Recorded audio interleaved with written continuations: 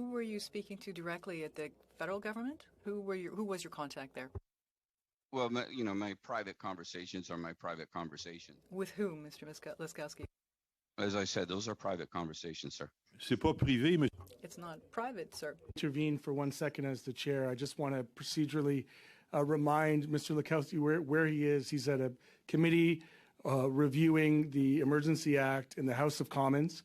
We do, sir, have the ability to send for documents either through informal ways or formal ways, and I would just ask that you consider cooperating with the questions at hand. Freeland was worried about economic repercussions of the protests and reputation of Canada. Meanwhile, this panel indicates that with the mandates for cross-border trucking, there would have been a huge loss of truckers because of the mandates. Absolutely no cooperation with some of these witnesses. The chair needs to ask one witness to comply with the committee in this Emergency Act aftermath question period. Here's the clip.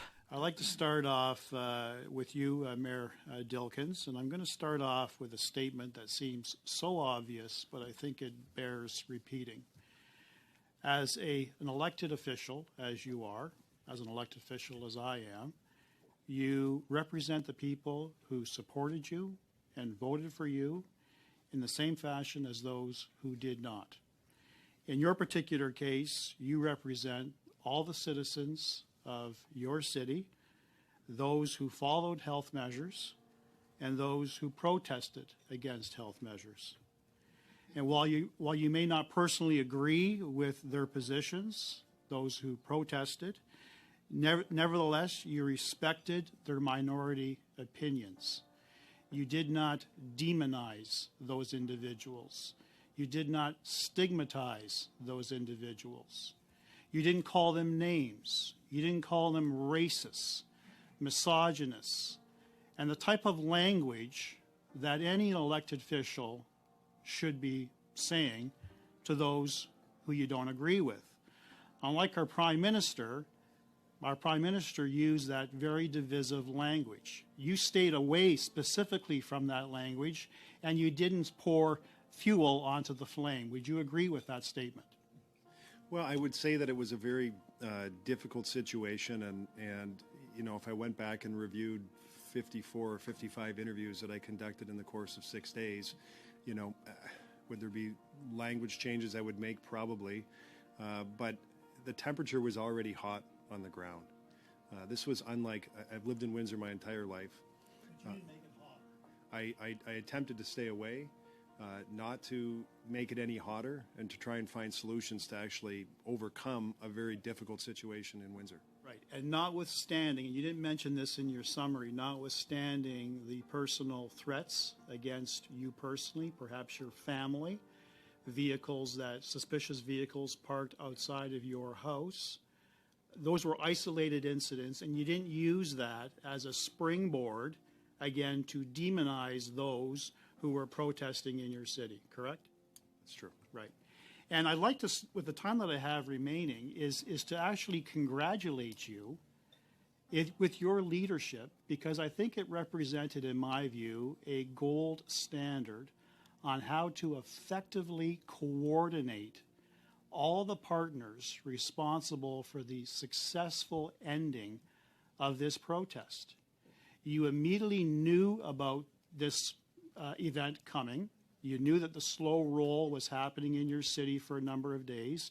To your point, you picked up chatter on social media. You knew the temperature was rising. And the moment the blockade actually started, you, as an effective leader, reached out to the police chief or vice versa, and you coordinated a plan. You asked specifically, what do you need? She told you, without any hesitation, I need resources. You asked how many? She said 100. You immediately went into a political dialogue with all of your contacts. That probably includes the province, that includes the federal government. You've identified those individuals. I need not repeat that. But through that effective dialogue, you received assurances immediately that whatever Windsor needed, you would get. And in fact, within a few days, you didn't get 100 additional officers. You got 500 additional officers, correct? That is correct. Right. And Furthermore, the Ministry of Transportation provided you with all the necessary infrastructure. I think they're called jersey markers or jersey pylons. Jersey barriers, 6 kilometers of jersey barriers immediately dispatched by the Ministry of Transportation, correct? Yeah, that took a lot of effort because they didn't exist locally, and police, OPP, and others had made a determination that that was the appropriate response in order to get the roadway leading to the Ambassador Bridge open and to maintain security. At the time I have, and I don't have a lot of time, but I will get a second round, I want to jump to the conclusion. The conclusion I want you to agree with me, hopefully, is that you, with your partners, with effective dialogue, with the police liaising directly with the protesters, not overtly increasing the temperature, you completely removed this protest without resource to anything within the Federal Emergencies Act, correct? Le temps est écoulé. Your time is up, Mr. Brock, but Mr. Dilkens might have a 5-second response. The blockade was, the folks were removed before the Emergency Act was invoked, but something needed to be done to send a signal so that they didn't return, and that was the biggest fear that we had on our mind at the time, was a return. Merci, Monsieur Dilkens. In the spirit of full disclosure, Mr. Willett is a constituent of mine. Coots is in my riding, much like Mr. Massey is in Windsor, and I represent that area federally. Mr. Willett, I'm going to focus on you, if I could, in these questions. Now, the Coots turned out to be one of the organizers. He assumed that role, Mr. Van Hugenbos. He told the Rouleau Commission that the message that you, as mayor, and I, as the Fed representative, were pushing was to clear the road sufficient to not break any laws, and you can protest all you want. Does that accurately describe the conversations that you may have had with him separate from me and the ones we had with him together? Yeah, I had never had any separate discussions with him. But it is the message that I said from the beginning of the whole protest is you can protest, that you have that right in this country to protest all you want, just don't break the law. And that was my message all along. Thank you. Now, during the Coots protest, did you communicate with other protesters besides Mr. Van Hugenbos? I did. I spoke with Alex Van Herk. I believe you're familiar with him. He was kind of the local spokesperson for a long time, and also a gentleman by the name of Jory, who was kind of I guess he was a media person internal to the protest. I never learned exactly how he fit in. And then during those, as the leader of your community there, and they were in your community, during those communications with any of those protesters, did you call them racists? No. Did you call them misogynists? No. Did you threaten them in any way? No. So, why wouldn't you do that? You didn't agree with what they were doing. Why didn't you resort to that? It's not the kind of person I am. I didn't get this old by being stupid. You don't get anywhere calling people names. That is the lowest that you can get as far as discourse when you're trying to accomplish something. So based on that, and based on what those of us who were on the ground, off and on in different places throughout these protests, the comments that our Prime Minister made, did they help the situation in Coots, or did they further inflame what you were trying to resolve? Well, Mr. Motz, you know the feeling in this part of the world as far as the federal government and the prime minister goes. So anything that he had to say was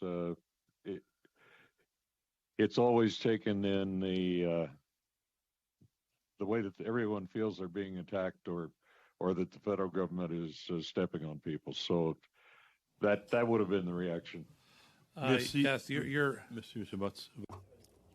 Thank you, Mr. Motz. Your time is up. Mr. Laskowski, I listened very carefully to your opening statement. What I didn't hear is the reasons and the rationale why members of your alliance were protesting in the first place. You're well aware of that because you were advocating for that as early as January the 5th, 2022. Fair to say? Are you stating that CTA was advocating these supporting the protests? Not saying that at all. I'm saying you understand the rationale behind why these people were protesting. You had several unvaccinated truck drivers who you were supporting as early as January the 5th, 2021. I Sorry, don't 2022. understand. I do not understand what you mean by supporting. Okay, well, you drivers. issued a statement that I'm looking at right now, January 5, 2022, which was really on the eve of the government making an announcement, Canadian government and U.S. government making announcements that as of January the 15th and January the 22nd, respectively, that only fully vaccinated Canadians and Americans can travel back and forth. You were aware of those dates? Correct. And that the CTA requested both governments to meet and consult with key members of the supply chain to determine a more suitable date for enforcement that would be less disruptive to the supply chain, which was already struggling to function at normal capacity. You agree with that? Correct. And at that point, neither government gave you any indication that they would reconsider enforcing the mandates that month and not provided any details to you, correct?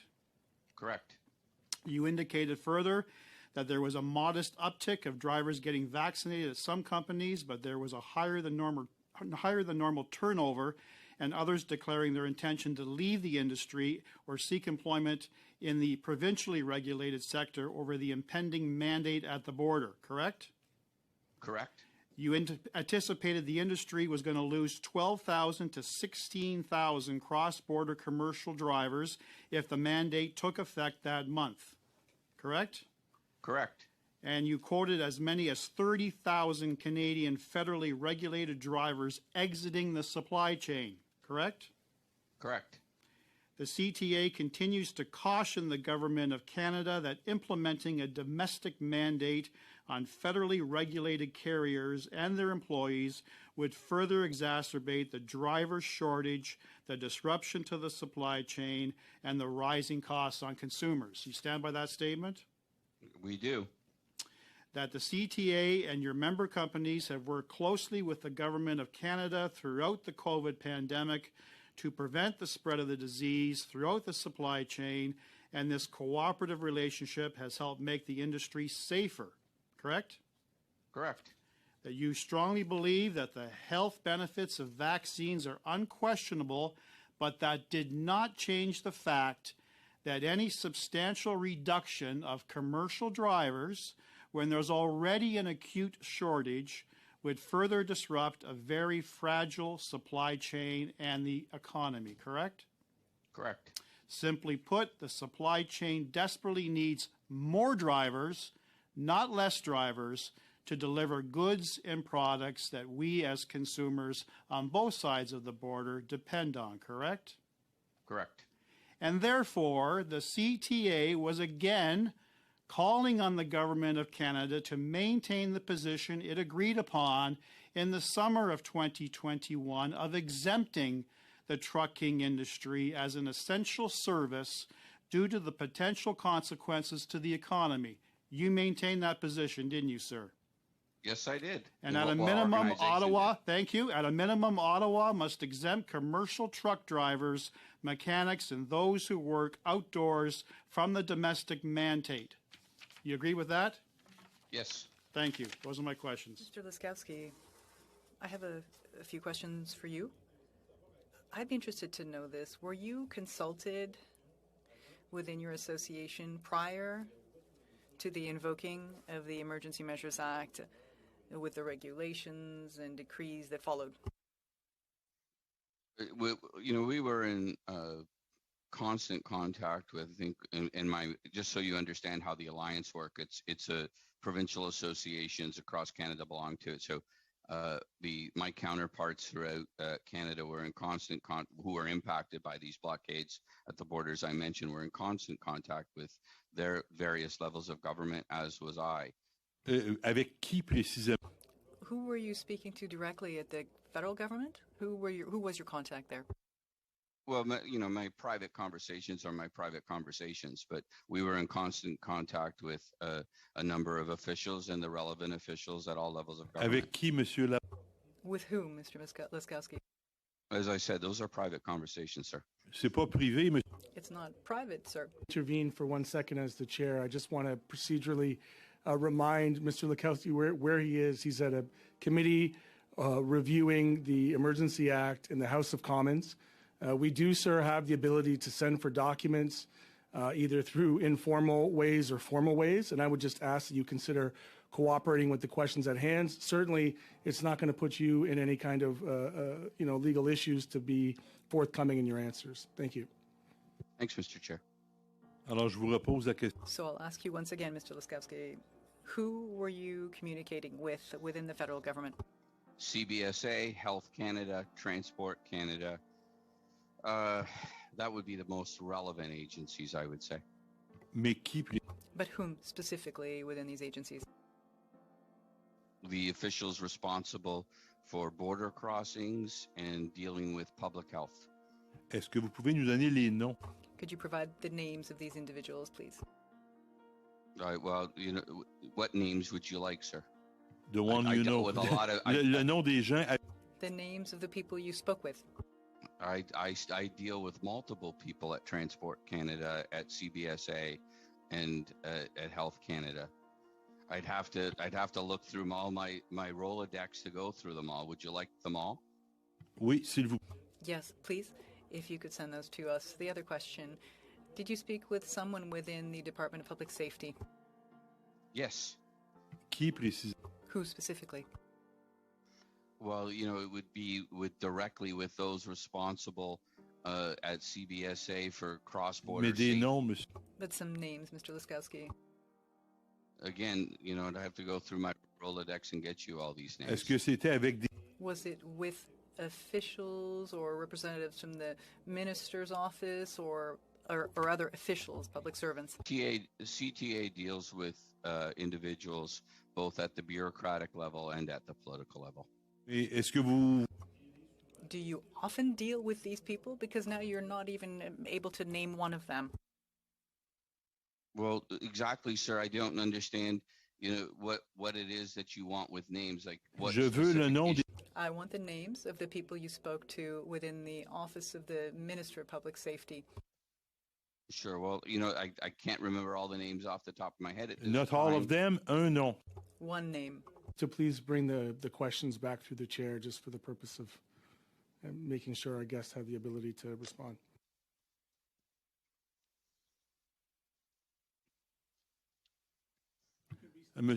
Donc, monsieur...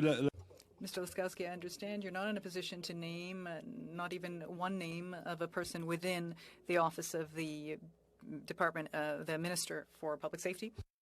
C'est exact? Is that correct? Sir, I do not see why names are relevant. Ça, ce n'est pas... That is not your responsibility, sir. The reason as to why I'm asking the question is up to me. Your job here is to answer the questions. That's why you're here today. Am I mistaken? You didn't think you'd have to answer questions here? I've done these meetings for almost 30 years, sir. No one has ever asked me the name of someone. For the first time, you're here before this joint committee, the House of Commons and the Senate, on emergency measures from last February. Don't tell me that this is the first time you've been doing this for 30 years. You were advised that you'd have to answer questions, correct? Correct, and this is the first time in 30 Vous years. êtes-vous préparé? Were you prepared to actually answer questions? I am answering your question, sir. OK, mais je pense... Okay, I think we're wasting time. From what I gather, did you see the regulations regarding transport before the passage of the Emergency Measures Act? No, I did not. Avez-vous Did you speak to someone within the Public Safety Minister's office as to those regulations? No, I did not. de quoi vous parliez? What were you discussing with people within the Minister of Public Safety's office? With regards to the pandemic, Oui. Yes. what I was discussing at the time was the application of multiple, if you go through our website, changes that involved COVID protocols.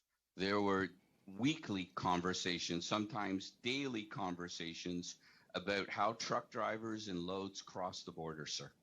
At this time, before I hand the chair over, I just do want to take a chair's prerogative, Mr. Lukowski. I know that this could feel perhaps a little bit adversarial. It doesn't have to be.